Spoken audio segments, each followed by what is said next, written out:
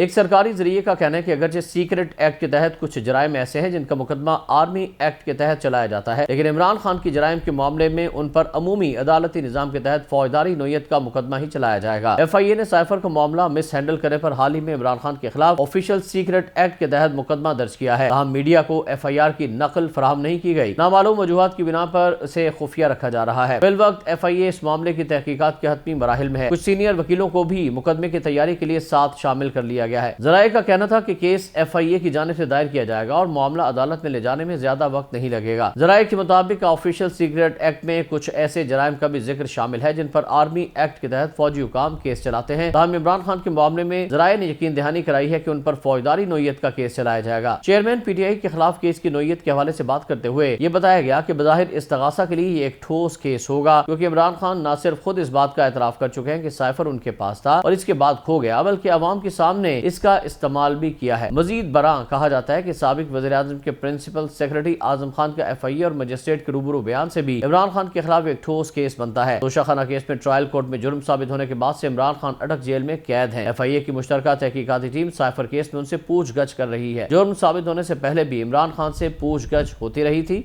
और चंद रोज कबल अटक जेल में भी उनसे सवालात किए गए थे।